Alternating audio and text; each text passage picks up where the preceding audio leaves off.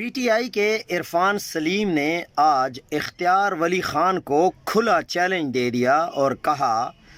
کہ اختیار ولی خان کو اس کی پوری مرکزی حکومت کو اور جس کی شہ پر یہ بول رہا ہے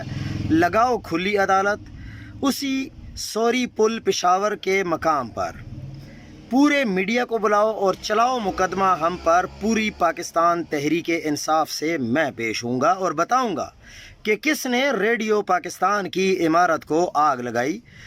کس نے مظاہرین میں شامل ہو کر ہوائی فائرنگ کی اور گولیاں برسائیں۔ نہ بتا سکا تو پھر اسی چوک میں مجھے الٹا لٹکا دینا۔ مزید یہ کہ تمہارے دعوے جھوٹ دھونس کو پشاور کی